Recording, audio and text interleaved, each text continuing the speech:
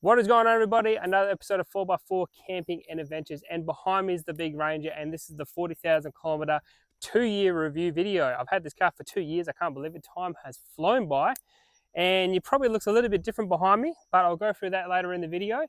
I want to go through the good, I want to go through the bad, I want to go through the ugly, what's gone wrong, what has gone right with the car, and why is half the rear missing on it now. All that will be addressed in this video, so let's get into it.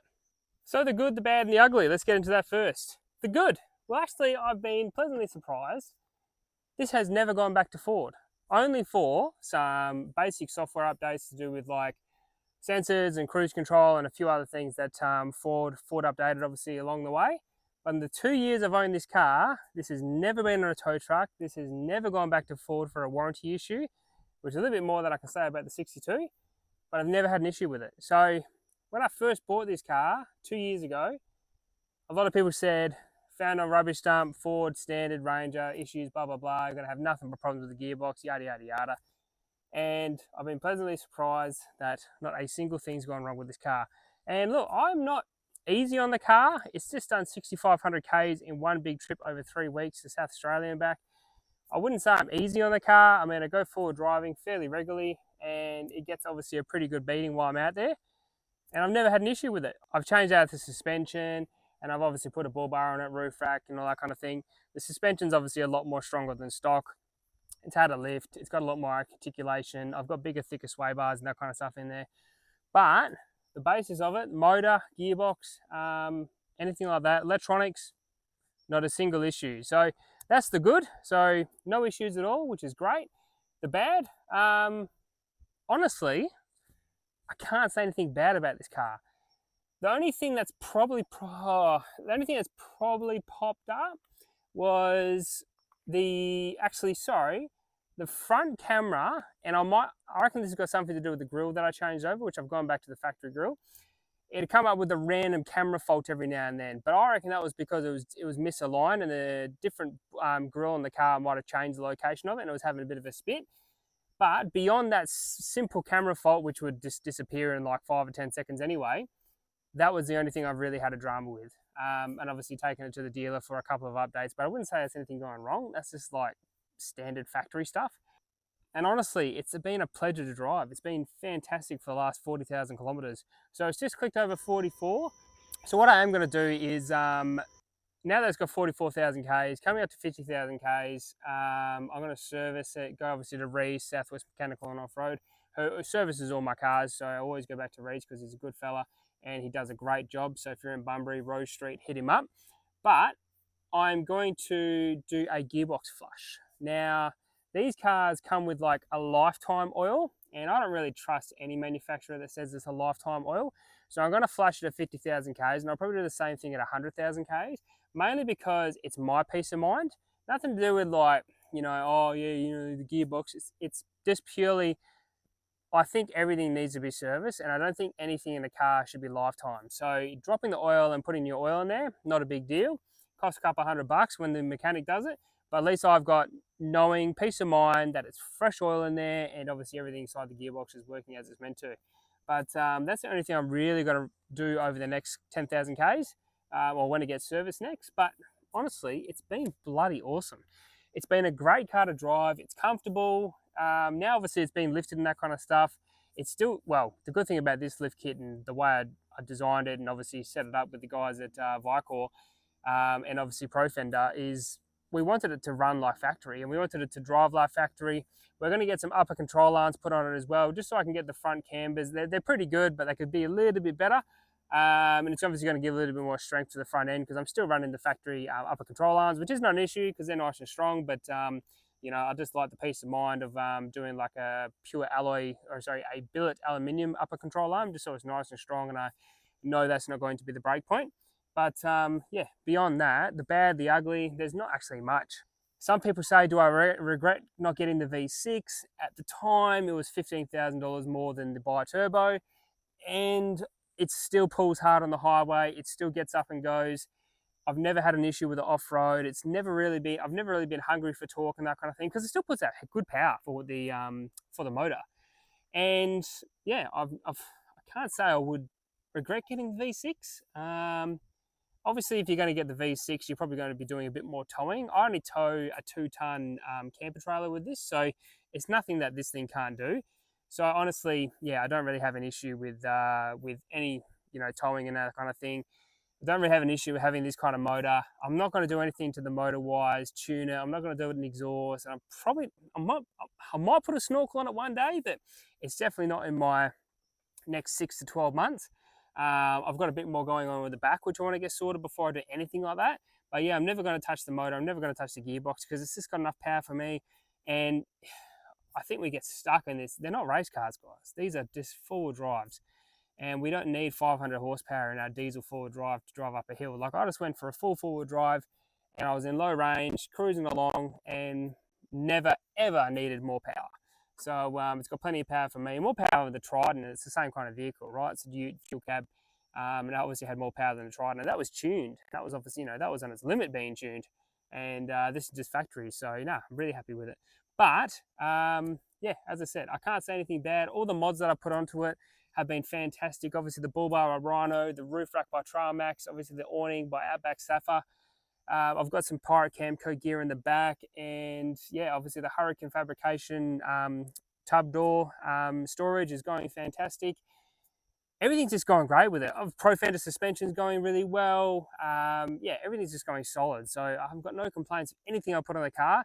And this is just my testament of putting good quality products on your car is something you really need to research and do properly. Is don't just cheap out and put some crap on your car, because in 2 years' time you might be replacing it and you're going to be after more money. Do it once, do it right, and yeah, stick to the KISS method. Keep it simple, stupid. Don't go over the top. But let me take you to the back because I want to show you what's happening there. Well, I can't show you much at the moment because this is a bad tub, but there's a fair bit of cool stuff that's going to be happening over there in the next probably 2 months. So let's have a look. So here we are at the back of the car. And as you can see, canopy's gone. So what am I actually doing? There's a fair bit going on here. And I'm not going to spoil the surprise because I put a lot of time, thought, and actually a fair bit of money to what I want to do here. I'm going to keep essentially the internal tub the same. I've gotten rid of all my drawers and that kind of thing. I'm going to make a fully custom drawer setup in the back with enough space in the back as well for Pippa, so my big dog. She's going to be able to have enough space in there to you know, come back and forth. On the top, I'm going to go a electronic roller shutter. So we're going to put a full electronic roller shutter on here. And also I'm going to have some bars going across the vehicle, so the back of the vehicle, so I can actually put my rooftop tent on here. Because the one problem I've got, and this comes back to us standard forward drivers upgrading everything and doing everything to our cars, and yeah, not making them like daily drivers anymore, but I couldn't fit the car in my garage, and I've got a fairly new house. I think it's like a 36 course ceiling or something like that. I can't fit this car in my garage with the rooftop tent on, with the canopy. So the big problem I had is I had to always take the rooftop tent off, which wasn't a big deal. Like, don't get me wrong, it wasn't a massive deal. That tent only weighs like 30, 40 kilos, so it's not hugely hard to get off. But I do like the idea, and I did this with the Trident as well, albeit in a different way. With the Trident, I had the rack on there, those Osprey racks. I was actually one of the first people to chuck one on my car and you know, deck it out and that kind of thing. So I like that idea, but I didn't like that sort of scaffolding look. I love the idea of an electric roller shutter because I can 3/4 way, you know, open it. Pippa can be in here. She's sort of contained as well. I can hook her up to the bars above, so she obviously can't jump out. And it's just going to work really well. So I like that idea of having the roller shutter, and obviously it gives you a bit of safety and, you know, security and that kind of stuff in the back of the tub. And I just love the ute looking like a ute again. So I did love the canopy, great canopy, maxi liner, really looked after me, and I can't say nothing but good things about that canopy. It's staying in the family actually, so I'm actually giving that to my brother. So he's actually going to take the canopy because he just actually bought the exact same model as this, albeit a new model, a 2025 Ranger Sport in a bi-turbo. So he's bought the same car as me. But I'm really keen on doing this new setup because I really just think it's going to absolutely look epic. So I've got a few other ideas in the works as well, but I don't want to spoil everything. But the main thing will be this same tub setup, obviously with the Hurricane Fabrication, this same rear setup. I've got the Pirate Camco stuff on this side. I've got all my 12 volt on this side. roller shutter on the top with the rooftop tent over the back. I just think that's going to look absolute chef's kiss, and I'm really keen to see how it's going to develop and go. With that as well, I did just do the 40,000 Ks or whatever it was, BF Goodrich video. So in probably another 10,000 Ks, maybe 15,000 Ks, I'll probably get rid of those tyres. So I am looking for a bit of a new tyre. So if you can in the comments, give me an idea of what you've bought. Give me some ideas of what to go next. And yeah, I'm going to do the tyre upgrade, which would be really cool. But this rear setup with the custom drawers, with the fridge built inside, I want to have a full length drawer in there so I can go all the way back to the tub. So I can actually store everything properly. I'm going to have the pantry in there as well. All the 12 volt will be hidden inside. Inside the drawers are going to have LED lights. It's just going to be mint. And I'm going to do it all myself. So I really want to take my time and set it up the way I want to do it. But I'm just stoked on just seeing how this is going to develop. And it's actually pretty cool having a ute again. I can chuck bikes and that kind of stuff in the back here, chuck Pippa in. And it's just, yeah, it's pretty cool to have no canopy on there again.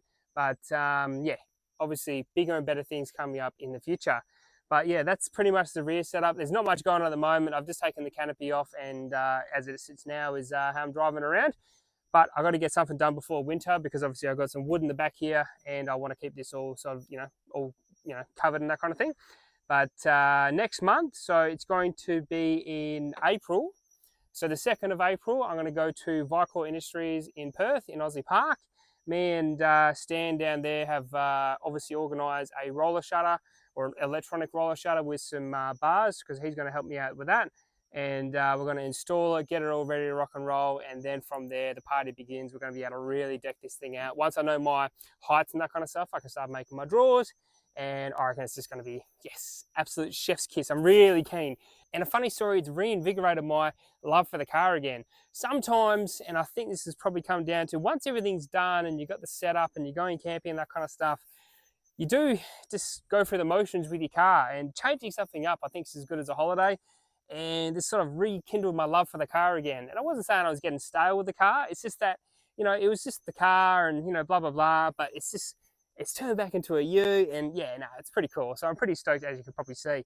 But that's my 40,000 K video, 2 years of ownership. I still absolutely love this car. I've not had a single problem with it. I still go camping with it, and it's just a great car in general. But bigger and better things coming up. Obviously, we're going to do the rear setup. That's going to be really cool. And yeah, just come along for the ride. Obviously, jump on the next video when it comes out. I'm still sticking to my monthly schedule. And hopefully in April, probably by the end of April, we should have everything all tied up.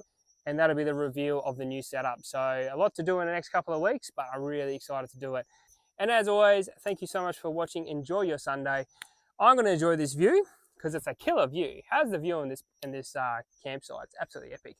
Have a great Sunday. I'll see you in the next video in April, and this thing will be looking completely different again, because I'm really excited for that. But as always, thanks so much for watching. Like and subscribe, all that cool stuff, and I'll see you in the next video. See you later.